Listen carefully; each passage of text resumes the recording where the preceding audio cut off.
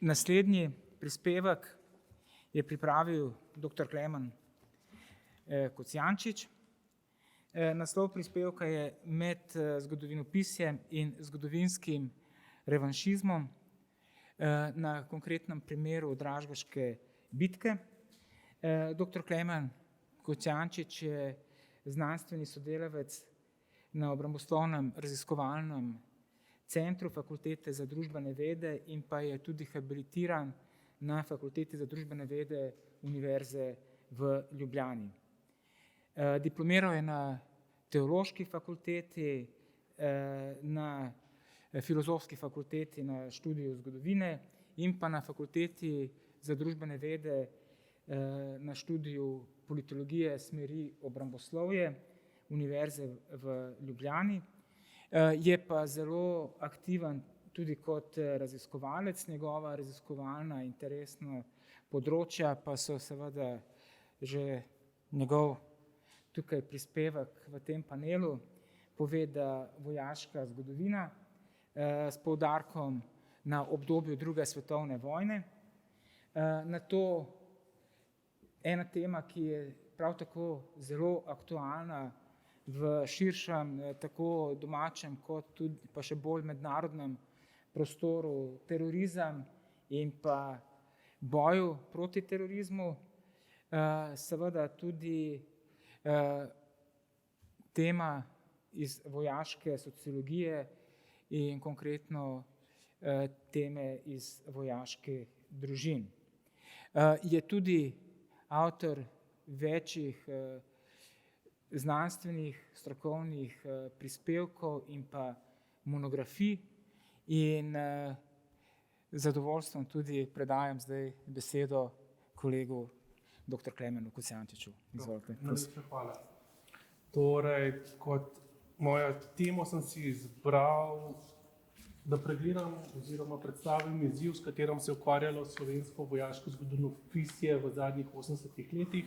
In sicer na primeru morda ene najbolj znanih, če ne najbolj znane bitke na slovenskih tleh, torej Dražgoške bitke.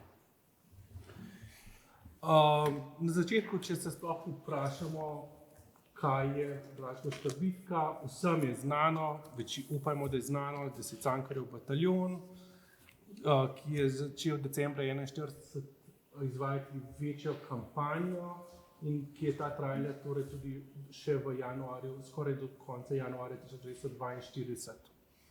Včasih v kakšnih medijih oziroma tudi v kakšni literaturi zasledimo skupno poimenovanje različnih spopadov tega Cankarjevega bataljona v teh 2 mesecih. Torej, v teh 2 mesecih, decembra in januarja, je bil Cankarjev bataljon vpleten v najmanj 7 spopadov, v katerih je ena ali druga stran doživela žrtve. Bilo je še več drugih oboroženih akcij, pri katerih ni bilo zabeleženih nobenih žrtev na nobeni strani. Ampak ponovadi za Dražgoško bitko na kak uvod velja torej zelo znamenita zaseda v Rovtah, kjer je partizanski bataljon presenetil nemško policijsko enoto, jo skoraj popolnoma uničil. Sledil je seveda nemški odgovor, preganjanje tega Cankarjevega bataljona, dokler se ni bataljon zatekal v Dražgoše, kjer so vzpostavili v relativnem miru, torej tako imenovano Dražgoško republiko, organizirali mitinge, dokler niso Nemci ugotovili njihove prisotnosti, na kar je sledila torej bitka za Dražgoše. In na to, po partizanskem umiku iz same vasi, so pa sledili še naslednji spopadi, čeprav največji je ta spopad na Mošenski planoti. Za osnovo mojega prispevka sem se osredotočil na najpomembnejše zgodovinarje oziroma raziskovalce na področju vojaškega zgodovinopisja, ki so se ukvarjali primarno z Dražgoško bitko. Seveda najbolj plodoviti, ki se je dejansko osredotočil na Dražgošo, je Ivo Jan Srečko, ki je napisal več monografij, več publikacij. Jaz sem se osredotočil primarno na njegove publikacije, kot tudi nekatere knjižice, ki jih je izdal, ki so v bistvu krajša oblika, zelo skrajšana oblika monografij. In seveda Tone Ferenc, ki je preko nekaterih svojih prispevkov poglavitno vplival na spremembo videnja oziroma vedenja o Dražgoški bitki. In na koncu sem se dotaknil tudi nekatere zgodovinarje, ki so ustvarjali torej že v 21. stoletju in kaj so oni uspeli ugotoviti oziroma kako so oni obravnavali, predstavili Dražgoško bitko. Za čisti kratek uvod, v čem je problem raziskovanja boja partizanov proti Nemcem. Torej imamo dualnost virov, ki se ne ujemajo, torej imamo partizanske vere, imamo nemške vere, ki so nastali torej med vojno. Seveda je vprašanje, ali sploh imamo dostop do teh verov, če so sploh še ohranili in seveda kako bomo uporabili te vere. Pomembna je seveda tudi vloga zgodovinarja, nepristranskost, izobrazba, ker na primer nekateri izmed naštetih raziskovalcev, ki sem jih predhodno omenil, niso izučeni zgodovinarji oziroma nimajo formalne izobrazbe na področju zgodovinopisja. In potem se tudi ukvarjamo oziroma srečujemo s politično oziroma ideološko manipulacijo podatkov. Kdo se je sploh boril v Dražgošah? To je ena najbolj ključnih vprašanj, ki je bila dolgo časa nerešena oziroma so bile obstajale drugačne, napačne in tudi nasprotujoče se interpretacije. Nesporno je, da je na partizanski strani se boril Cankarjev oziroma Gorenjski bataljon. Seveda bolj pa problematično glede Nemcev. Tako je Jan v svoji prvi knjigi, ki je bila posvečena samo Dražgošam, navajal dokument, ki govori o takratni razporeditvi policijskih sil na Gorenjskem in navaja, da je bilo torej 5 policijskih bataljonov in drugih enot vpleteno v boje proti Cankarjevem bataljonu oziroma da so imeli možnost boja proti Cankarjevem bataljonu. Pri čem torej on ocenjuje, da je bilo tako se v Dražgošah nahajalo čez 3000 sovražnikovih vojakov, mož, policistov. Čez 10 let v svoji naslednji monografiji Jan na to napiše, da so Nemci za napad na Dražgoše imeli na voljo najmanj 10 bataljonov različne vojske in policije. In na to nadaljuje, če pa je napadalo le 5 policijskih bataljonov, torej eden, ki ne bi imel okrog 600 mož, je on ocenjeval, je bilo proti branilcev Dražgoš kljub temu angažiranih najmanj 3000 mož. Pozneje v svojih nekaterih drugih delih Jan ponovi svoje trditve in jih bolj razčleni, torej tudi doda trditev, da je bilo v Dražgošah najmanj 25 napadalcev na vsakega partizanskega branilca. Po 2001 ponovno spet trditev, da so Nemci imeli najmanj 10 bataljonov za boj proti Dražgošam. Hkrati pa začne tudi že piše, ki seveda niso mogli napadati vsi hkrati, hkrati pa na koncu tudi prizna, da so bili v napadu neposredno angažirani 3 bataljoni. To se je pa zgodilo predvsem po zaslugi dr. Ferenca, ki je že torej leta 1977 zatrdil, dokazal, da so bili na Dražgoški bitki neposredno vpleteni le 4 policijski bataljoni in 1 baterija protitankovskega, torej artilerijskega diviziona. Pozneje je Ferenc ugotovil, tudi leta 1996, da je bila prisotna v Dražgoškah še ena gorska, torej gorska artilerijska baterija, pri čemer tudi sam ocenjuje, da je bilo v Dražgoškah se nahajalo na nemški strani okoli 2500 policistov, ne pa navaja, koliko je bilo artileristov. Ampak to še nekako se zmeraj sklada z oceno Jana okrog 3000 nasprotnikovih vojakov. Naprimer, Križdar na to navaja le 4 policijske bataljone, ne omenja nobenih artilerijskih enot.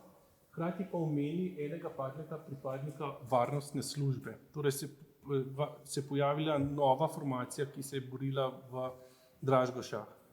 Naprimer Prenk, ki je napisal knjigo o Poljanski vstaji, ponovi, torej 4 policijski bataljoni, hkrati pomeni, da se je nahajal tudi le en vod protitankovskih topov, torej zanemari ugotovitev dr. Ferenca glede druge artilerijske baterije. Naslednja je problematika glede Dražgoše nemške izgube. Medtem ko vemo za partizanske izgube, koliko jih je bilo, torej 9.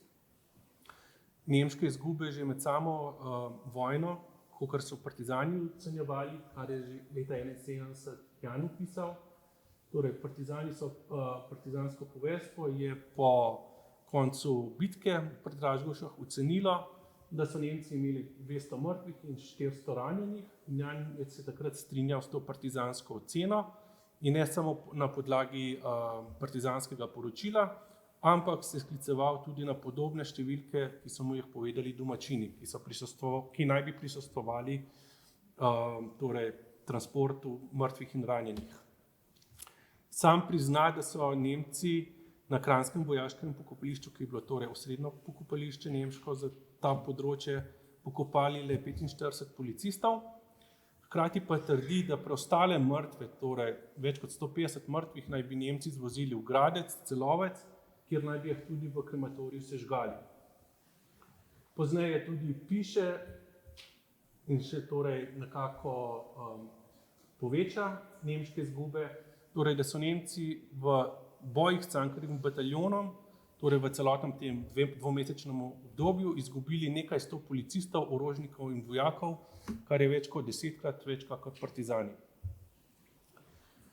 Ferenc na to leta 1977 navaja, da so na Kranjskem pokopališču pokopali le 26 oziroma 27 policistov, pri čemer se pa sklicuje tudi na druge nemške dokumente, ki navajajo, da so v tem času Nemci utrpeli le 27 mrtvih in 42 ranjenih.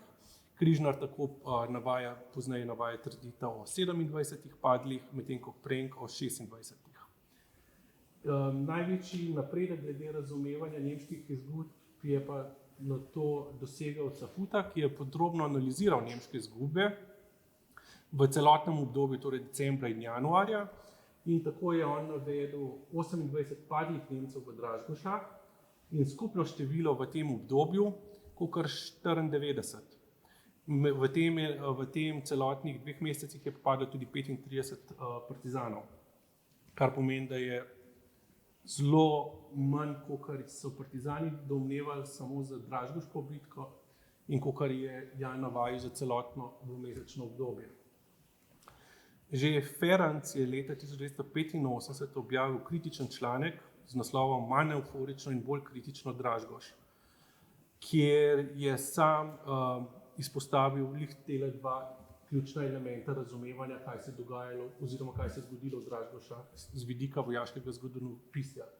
Torej, po vojni so nekateri trdili, da so Nemci imeli prek 500 oziroma tudi preko 1000 ranjenih in mrtvih na nemški strani.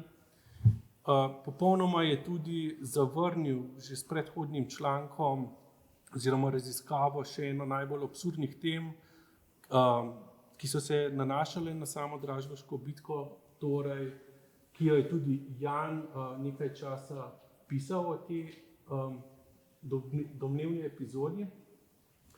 Torej, med samo Dražgoško bitko naj bi se četa Luksemburžanov, ki so bili mobilizirani v nemško policijo, uprla.